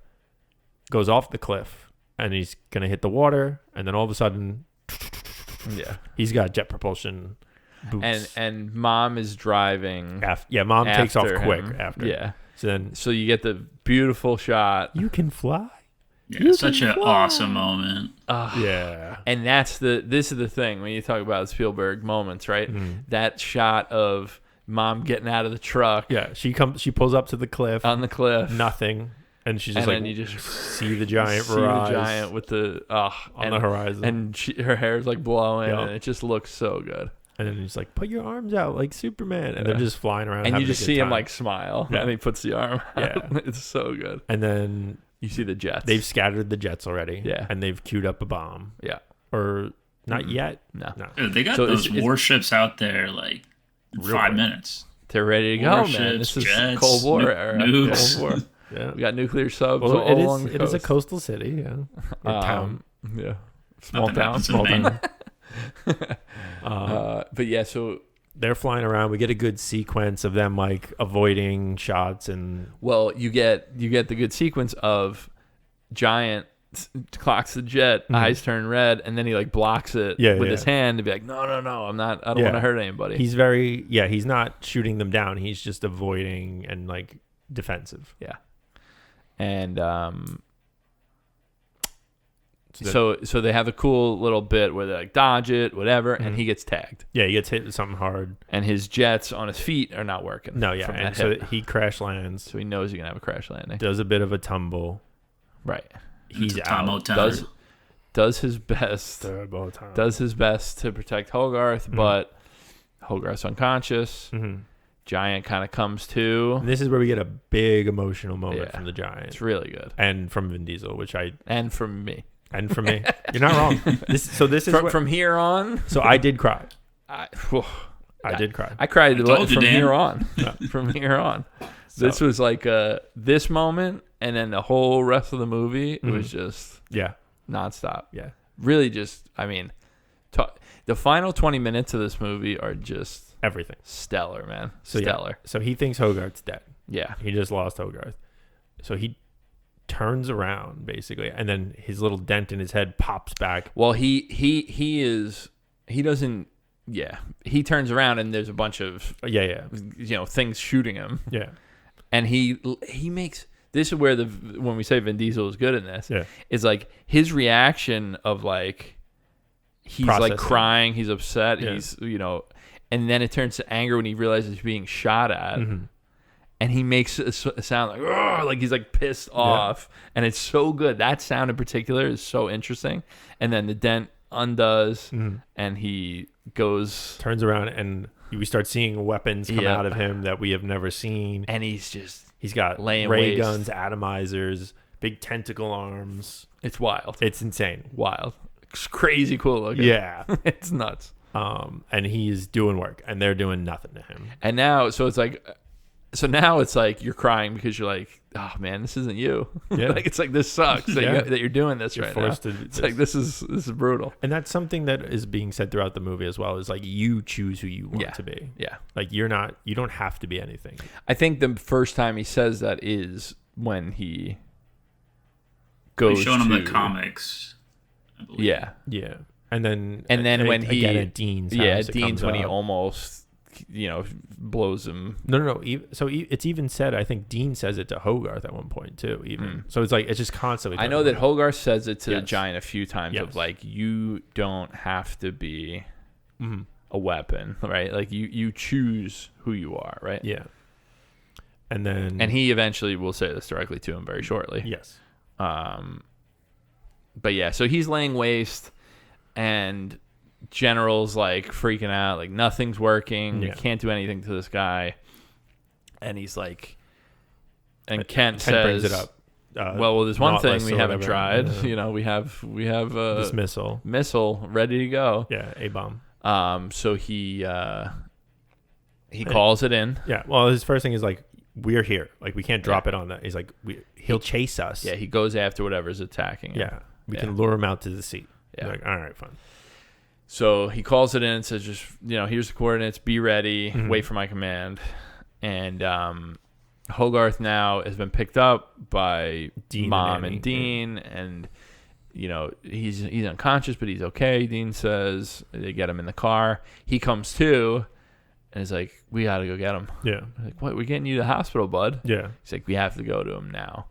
And then they get stopped because there's an army blockading in the town. and you see him right down there. Yeah, at the end of the walk. So he's like, I got a kid here. It's got to go to the hospital. Yeah, they pull them out of the car basically. Said you can't go past here. And he's like, I got a kid in the car, and the kid's gone. And he's like, what kid? And then Hogarth already took off. Yeah, he's you running see him down. running down the hill towards him. Yeah. And so now we get our big scene. Yeah, he's firing off into the sea at the battleships. And he gets this crazy chest laser Mm-hmm. ready to go. And Hogarth comes running over and yells, basically, stop. He's like, stop, it's Hogarth. And it's just enough where he like trains a cannon at him and like turns a little bit that the chest cannon gets offline. Yeah. And it makes this crazy explosion that would have like annihilated everything. Yeah. And this is where I think he says, it's bad to kill, guns kill, and you don't have to be a gun. You are what you choose to be. You choose. Yeah, and he has the thing on Hogarth at this time. Yeah, like, he has a like laser cannon. Yeah, bigger barrel. than his. Yeah. Yeah, like his whole body's inside the cannon. Basically. Yeah, and that just, even you saying that line, just reading it, just gives me chills. Yeah, it's insane. But this is what I'm saying. Like, this is punching so far above its weight because it has everything that you would want. Like, the acting is incredible. The dialogue is great. Like, it's just emotional such moments, they have such good punch to these moments, and it works super well. So he stops and reverts back to realizes and just goes like, Hogarth, unweaponized form, and grabs him, and they're walking back up, and you could tell it's like, we're okay. Yeah. Like, he's not attacking anybody anymore. And so now it's Kent and Dean yelling back and forth with the general in the middle. Yeah, and as they're walking back up. And the general's like, you said he's not dead, because that was a lie that Kent said when Dean told him. He's like, the kid's with him. Stop shooting at him. And he's like, he killed the kid. Yep. So then that's right. Yeah, they tried to say like, but what about the kid? And he's like, oh, I'll tell him. I'll handle it. Yeah. Dean's like, all right, and he drives off. He's like, okay, kill the kid. We gotta get the ships in here. So then they're like, we launched. So like, all right, we're gonna cancel the bomb, whatever. And then he's getting on the horn to basically say like, I agree with what Dean's saying here. Yeah. Stand down. Because they had it all queued up already. Yeah. And then as he goes to get on the thing to say it, Kent grabs it and goes like, fire. Yeah. And then off goes the bomb, and everyone's like, and what? Fuck. The lack of sound in certain times during this like 2-minute scene is so good. Yeah. That missile fires and it's just silent, and you see it going up, and then it's the siren, and it's the people looking up. Yeah. Like, really good shit. And they all know it's really good. It's over, and they're like, you just launched it, and it's trained on its coordinates. And he goes, it's trained on its coordinates. Where are its coordinates, Ken? Yeah. And then he's like, now it's time. You're gonna die for your country like a good soldier. Well, he says, that's when he says, well, we can duck and cover. Yeah. He's like, duck and cover. No, we're dead, Ken. Yeah. Now it's time to die for your country. Yeah. And Ken goes, screw my country. I want to live. I want to live. Gets in the car, goes to drive, and then giant blocks him, crashes into him. Another car totaled by Kent. Oh, so good. And then they're just kind of standing there, and then the giant says, I can fix. Yeah. And then, even like not talking to anybody, he just like says it. And then Hogarth kind of walks over, and he gives him the spiel about he repeats back to him what he was trying to tell him by the railroad tracks of like, I go, you stay, don't follow. Yeah, the right? giant says it, yeah. And Hogarth doesn't really say anything. He's just kind of like looking at him. And then as he takes off, he says, takes I love off. you. And it's such a good cut because it's like, it's not, they have so many, so when they want to be like hit you with the emotional stuff, they do it, right? When Hogarth's giving his spiel and like, and then for this one, it's just a quick passing, like cut to Hogarth. He says, I love you. Cut to Giant going up in the air. Like the timing of it and the like punchiness of it, it's so good and not like over the top. Yeah. And I think that's, especially again, like obviously there are a lot of Superman elements. Even right now, as he's about to hit the bomb, he says, Superman. Yeah. But it is a very Superman scene where he just up and he goes. Yeah. The thing that I love so much is because it rings back Hogarth saying, like, we are what we choose to be, right? And then he just goes, Superman. Yeah. And then boom, big explosion. What a cool looking explosion. Incredible scene. I mean, just what a movie, man. Great. Well, we're not done yet. I know, but come on. We get a little, it's amazing. It's just such a good, like, I just can't get over how good that, like, 15-20 minute sequence. Like, it's just all-time stuff. That is a great sequence. And then we cut to, I don't remember how much later. They don't say. Okay, it is undisclosed. And we see a statue of the Giant. And Dean apparently made it. He's holding Hogarth in his palm. And it's like in a park. Yeah, in memory of, the Iron Giant. And he's like, it's your best work yet. And he goes, my best work yet. He goes, oh, next to the other thing. And clearly they're now together. Yeah. And Dean has something for Hogarth. He says, hey, this is what the general found. The general. It's a screw. And he said, he wanted you to have it. It's the only remaining piece that they found. Yeah. And you see Hogarth like wrestling with his friends. Like, clearly he found some community people now, to hang out with. Being the boy who had the Iron Giant. Yeah. We'll do that. That'll help, right? Got the coolest pet in town. Yep. You know the guy. So he... Remember the time the military was shooting at me? It was crazy. He's in his bedroom, opens up the box, that same screw, and then it just starts blinking. Yep. And then beeping. Goes over to the window. Hogarth gets up, smiles, opens the window. He knows it's pulling himself He says together. something like go ahead or good luck, buddy, like something like that. Yeah. To the screw of like, go. He knows what's going on. Yeah, he gets it. The Giant's pulling himself back together. Then we get a cut. And what a good scene of the way that it is. Like you have the leg jumping. Yeah. So and it's like this tundra. It says like somewhere in Iceland. Yeah, Iceland. And then you just see like all the parts getting closer, coming to something, and we get to the Giant's head, and antennas eyes turn on, eyes are on, the jaw pulls up, and he's pulling himself back together, and that's the end of the movie, shit, man. And that's it's so funny because they really could have ended this and made it a much darker ending of like you just don't know, like he's just dead, and it would have been just as meaningful, if not a little bit more of like, well, this is the consequences of what we're dealing with. Yeah. But the fact that they end on this, you come out of this like, what a movie, man. Yeah. And that's what this movie's doing, right? It's balancing all these things. And the only guy that fucking does it like this is Steven Spielberg. Yeah. And that's why this is so impressive, is like, that's the juice that I'm talking about. Like to let you walk out and be like, I feel triumphant in this crazy story where I was like crying for the last 15 minutes, and it's like you're walking out with a smile of like, wow, what a movie. Yep. Like this is just such a tight, incredible package. Yeah. And the original script had it just ending with him dead. And the quote I got, I think it was what was the other writer? It wasn't Brad Bird, the other guy. Tom something. That worked on it. I closed it. Anyway, the quote that I wrote it down is, "You can't kill E.T. and then not bring him back."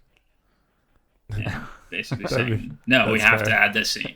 He's coming That's back. pretty good. Yeah. That's pretty good.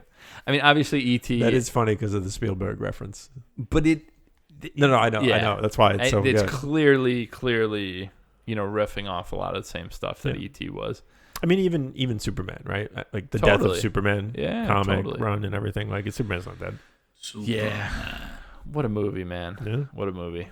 So easy 5-star masterpiece for me. Absolutely loved it. I'm glad.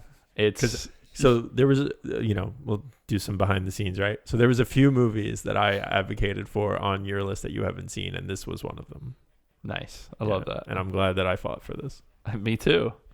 The thing that I'll say is, like, it definitely instantly became like, okay, this is like in contention to crack one of my favorite movies. Like, Really? it is like that good of a movie to me that, like, I don't know if it does or if it's just on the outside looking in or what, I'll have to chew on it a little bit, think about it. But it definitely comes in as like that was like a meaningful experience. Absolutely loved it. No fat. No. Like, Honestly, everything. And I think it's so funny because as we're going back and watching some of these movies that I like so much, you realize there are no fat on a lot of the movies that I like. I know. We're watching a lot of great But that's movies. why when like we talk about, just sit down for this 3-hour thing, I'm like, why? I know it doesn't have to be 3 hours. Well, listen, we watched There Will Be Blood last episode. It was under 3. Yeah, but it was close. I know, but it was good. Again. But again, it was also everything was intentional, and I appreciate that. I agree. I'm gonna give it a 5. Yeah, I think we're all on the Obviously. same I don't page know, on it's that. great. Yeah, this is a tough What a triumphant movie day for the Iron Giant. This is a I tough mean, movie I'm a sucker for the message. It's such a good message, and Yeah, It is. It's a great message, and it's just done in such a good way. It's so smart. I honestly thought that I'm remembering this with so much nostalgia, and I was like, all right, this can't be as good as I remember. And No, it's better. It's even better better than I remember. It's better than I remember. It's so incredible. And the Vin Diesel thing is fucking hysterical to me because I do stand by now that this is his actual best performance that I've seen. I mean, it's a good performance. I'm not like shitting really on good. it, but like I don't know. it's no Have you longer seen a joke. Chronicles of Riddick might be that one. No, I haven't seen Chronicles of Riddick. I've seen enough Fast and the Furious, and I enjoy those movies. But I'll tell you right now, it's not because of Vin Diesel's acting. So what are we saying for best scene? Okay, so I guess I'll go first yeah, go ahead. because of my movie. Yeah, that's fair. For me, it's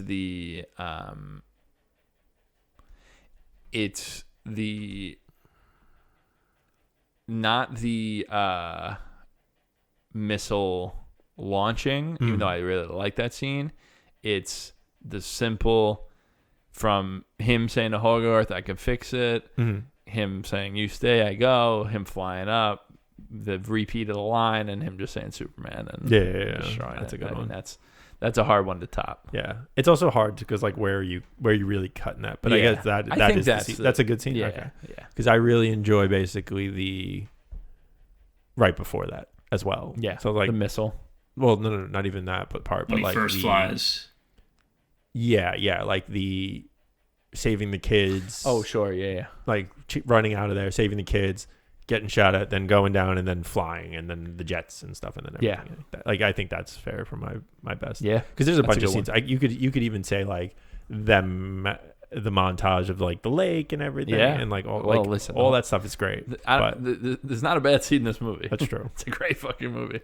But What do you got? Yeah, I think right before your scene is where my favorite stuff is. Yeah, I mean, Where he's flying around. I'll give a shout out. I think the scene with the deer and Really good. Hogarth's explanation about Yeah. souls. It's Souls excellent. never die. It's really good. Goonies never die. Best Means a little performance. something different now, huh? Best performance. Best performance. I'm gonna say. Well, I got to give it to Vin Diesel, don't I? I think you Yeah, I have. think I'm gonna you give it to Vin definitely Diesel. do. I think you have. No, for real. I am giving it to Vin Diesel Nice. because solely for his reaction to when he thinks Hogarth is dead. That alone So is good. enough. Harry Connick Jr. is a close second. For me, Harry Connick Jr. and Christopher McDonald are like neck and neck Yeah. of like excellent performances. I think I got to give it to Harry Connick Jr. Okay. He's really good as Dean. Yeah. Even that And- smash cut of Kent Mansley when they're like, "Hey, go like around the house, Hogarth, Hogarth." What And he are you calls doing? him Sport, like sport. sport show, yeah, champ. yeah. He calls him like Yeah. 4 different things. Oz? No, I think you got to give it to the child actor. Oh yeah, He was so good in Do you it. have his name? that's Eli Marienthal. Eli Marienthal. There you go. Hogarth. He's really good. He is great. He's really good. He is very good. Honestly, he does carry the movie. Especially, I mean, I feel like we say it a lot because we're talking about some of the best movies, but like, it is hard to have a really good child actor. There are There are few. so many bad child performances. Yeah. I mean, we have watched a lot of movies that have great child performances, so Yeah. it's funny that I keep saying like, "Oh, it's so hard to have a Not great on child not performance." on this list, but Well, especially in this sense where it's just voice acting, where the kid's in a booth, right? Yeah. And yeah. sometimes I don't know if he's got actors acting across from him or not. Yeah, A lot of the time I they're wouldn't just be reading lines by themselves. surprised. he's did. fantastic. I did see something recently of like, I mean, it was younger kids, but like of how they do that, and they basically like kind of feed the kids lines and like kind of set them up in a way to like for this stuff. I just can't imagine. It's very difficult. The way that these lines are delivered. I mean, whoever did, like, I guess if Brad Bird's directing these lines, kudos to that, because the way that these are so believable. Like, again, when like you have Hogarth like pleading to the giant, Yeah. like multiple times in multiple scenes, it's just so like you feel his Believable. desperation of like, Of, like, stop, this please, thing is stop. out of my control, Yeah. but I'm doing Oh, my best. It's But so good. Even like explaining to a child, like, all right, you're gonna say grace, but this is going on in the background, Yeah, but yeah. you're trying to cover it up. So Yeah, this yeah. is how you do, like that whole like how Tough. do you do that? That's Yeah. tough. I know. Who, So I guess we just got to say where we're putting them on the. Yeah, let's pull up the rankings. well, where's Glenn Powell going in this movie? Oh God. Right out the window. Could he voice the Iron Giant? I don't think so. You to think be he honest. could I don't be know. Dean? I don't think. Okay, that would be good, actually. I think he could. I don't know. Yeah. I don't know. I'm not saying he'd be as good as Harry Connick Jr. because I think he's very good here. I think he'd be Kent Mansley. He could probably be Kent. I think he'd be. I feel like that's more where I see He's- him, but I don't. He's the again, know fisherman at the anything about beginning. him. There you go. I feel like He's the squirrel. I just feel like Christopher McDonald is literally born to play this part. Oh no, I would not. Shooter McGavin. I would not and, recast and anybody. Kent Mansley, like they're just hand in hand. He plays Annie. Glenn Powell plays Annie. Jesus. No, and good job for Jennifer Aniston as well. Yeah. Like, and all these years, I never knew that. I didn't know that until today. Wow. That was Jennifer Aniston. That's funny. It's crazy. I hear it in a she does a decent job of not being Rachel, yeah. but there are a few lines where it just jumps out. Yeah. Which to her, like, I give her a lot of credit because, like, obviously she's been Rachel Green for however long. But like when I've seen her in other things, for the most part, she is not Rachel. Like, right. Like Horrible Bosses. I agree with that. Yeah. All right. My running 10 currently Yeah, I gotta pull my notes. is There Will Be Blood 1, Handmaiden 2, Jackie Brown 3, Annie Hall 4, Saving Private Ryan 5, Blazing Saddles 6, The Sixth Sense at 7, Fantastic Mr. Fox at 8, A Few Good Men 9, Shaun of the Dead 10. So I'm apologizing to Shaun of the Dead. I do unfortunately need to cut you from this. Uh-oh. So I think I have a spot for it. I'm going to put the Iron Giant at number 3 above Jackie Brown, below The Handmaiden. Am I looking at yours or my list? Can I see yours? You're looking at your list right now. Okay. Which we'll get to now. But yeah, so that puts it at number 3 for me. There Will Be Blood, The Handmaiden, Iron Giant. Those are my top 3 right now. Then we're on to Dave. Dave's current 10 is There Will Be Blood, The Handmaiden, Jackie Brown, Annie Hall, Cure, Fantastic Mr. Fox, Shaun of the Dead, The Sixth Sense, Shape of Water, and A Few Good Men. Where are you putting the Iron Giant? I think I'm pulling a U, and I think I'm pulling it at 3. Okay. So everything's gonna move down. Putting it above Jackie Brown? Yeah, I'm gonna. Jackie Brown's been moving down a little. Okay. Still great company, but and then we lose a few good men. Lost A Few Good Men. Yeah, I have a feeling Shape of Water's next, but Well, it is in the 10th spot. It's Yeah. in danger. danger. Oz, you have Jackie Brown 1, Cure 2, The Handmaiden 3, Saving Private Ryan 4, Blazing Saddles 5, A Few Good Men 6, Fantastic Mr. Fox 7, Annie Hall 8, The Sixth Sense 9, and Shaun of the Dead at 10. Are you also losing Shaun of the Dead? Yeah, unfortunately it's cut. And where are you thinking for the Iron Giant? What did you say is that for? 4 is Saving Private Ryan, 3 is Handmaiden, 5 is Blazing Saddles. I'll put it above. Above Saving Private Ryan.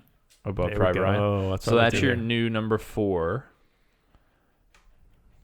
So that would put your top 4 as Jackie Brown, Cure, The Handmaiden, and The Iron Giant. This came out the same year as Saving Private Ryan, correct? It did not. What was it? 99? 97? 98. Oh, 98.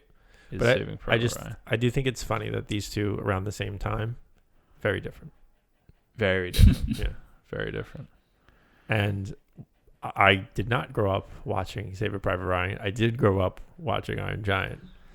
So before we get into the list here of what movie we're going to pick next, The Iron Giant is so not a kid's movie. I understand that it's the perspective of a child, Hogarth. So it's okay for you to be, I'm, in a position to be on the level of a Hogarth. This is a very adult movie with a lot of deep thought and But I do think it can be received by children pretty well. I do think so. You can learn I think it's good for children too. I don't think it's not for children as well. I wouldn't take it away from children. Right.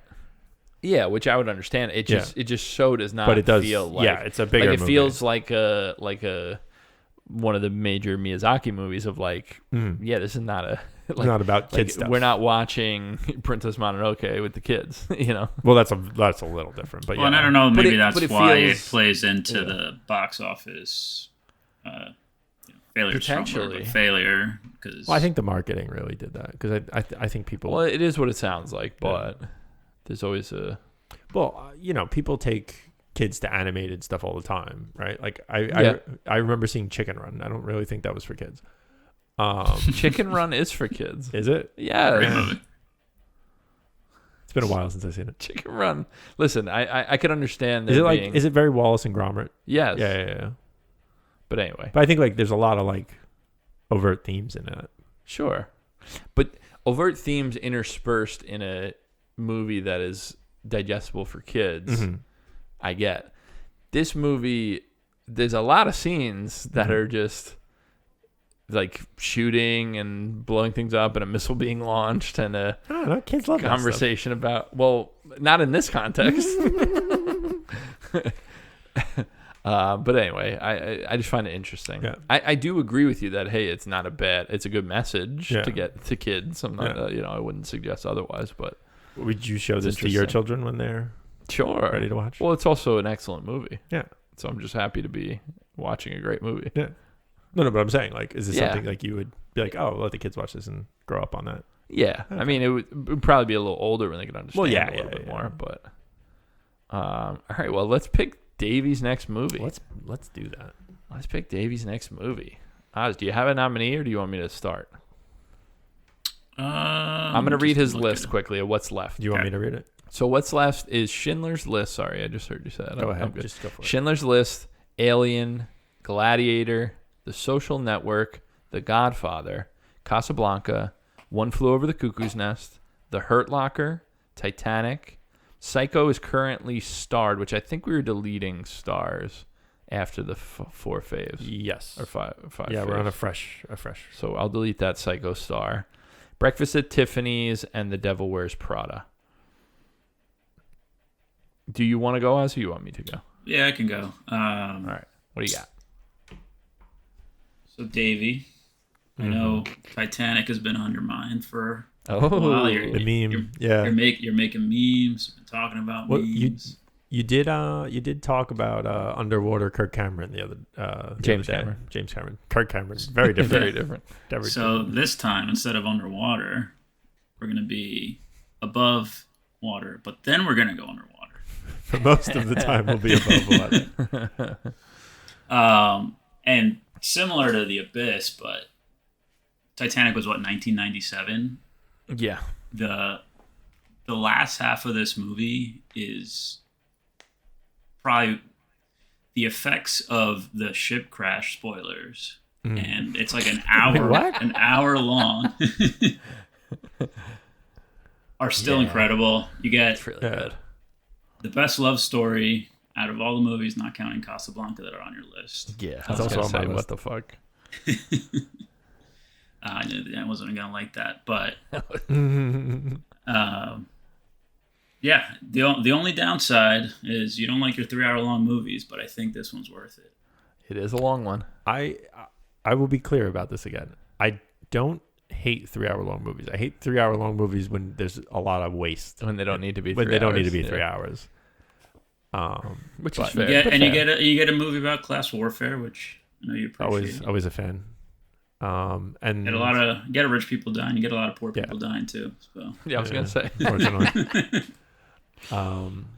Yeah, and I have heard a lot about the technical genius that went into this movie. yeah, the behind the scenes stuff on this movie and the making of are actually worth it for this one, because it is The craziest thing I've heard about the behind the scenes of this is that he had the company that made the China make the China to break in that movie. Oh, you mean like he spent money to have the company that made the original China make the China for them to break it again on the ship. That's ridiculous. Yes. Say make the China An eye for production design. Titanic. So mine's a little bit different than Titanic. Okay. I'm going to pitch The Social Network. Oh, okay. The Social Network is one of the best movies of the century. It's an excellent film. Century. Yes. Okay. Of this century. It's been 25 years. We're 25 years in. Okay. Of this century. Okay. Yeah. I think meant like in a century. Sorry. No. Sorry. You get, so the thing that's so interesting about this movie, right? It's about Facebook. Yeah. Right? And we are in such an interesting time for social media. And this movie is both, it will be very relevant to what we're experiencing now, and it will have moments that make you go, holy shit, we really didn't think that this was going to happen this way.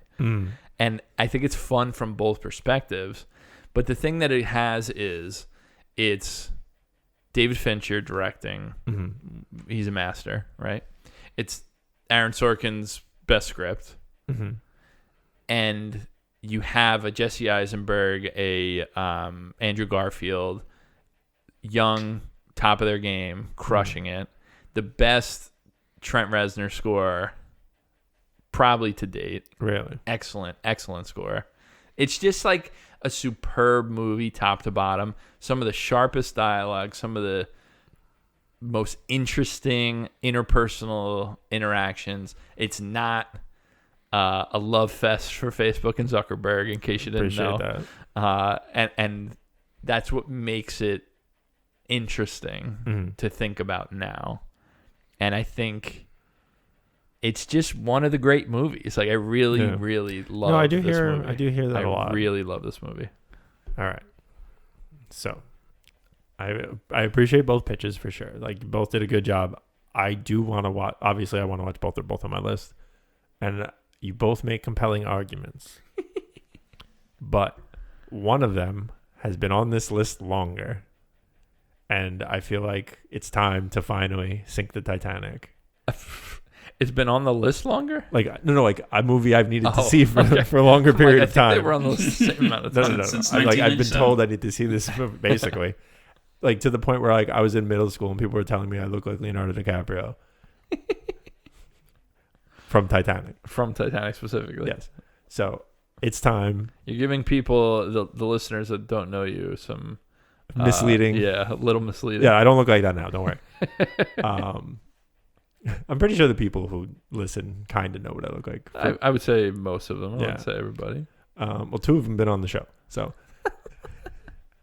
But yeah, I think it's time to board the Titanic. We're boarding the Titanic, folks. I'm just doing some work over here to try to. The spreadsheet or the Google Doc is not being friendly to me right now, so I will come back to that in a minute. Iron Giant, hell of a movie. Excited to watch Titanic next. A great movie. That's what I hear. I'm so interested to see what you think. Me too, to be honest. So there's a lot of pressure on this movie. Because it's a weird movie. All right. I'm excited. Excited. Thank you guys out there for listening. Thank you, Ozzy, for being here. Of course. Thank you, Dave, for being here. Always. Again, thank you for listening. I hope that you guys enjoyed this episode. I enjoyed talking about this excellent movie. We do have some places that you can find us. The First Watch Pod on Instagram and the First Watch Pod at gmail.com to write into us. For the Instagram, you can find a post for every episode that we do. So obviously, if you're listening to this as the newest episode, that's not going to be much use to you. But we're also looking at getting our episodes up on YouTube. We're playing around with the idea of potentially doing some video stuff, but at the very least, you can hear the audio version of this podcast on YouTube in the near future if you can't already listen on YouTube. Otherwise, I assume you're listening on Spotify and you continue to listen there. But I think that's going to do it. Thank you again, and until next time, peace.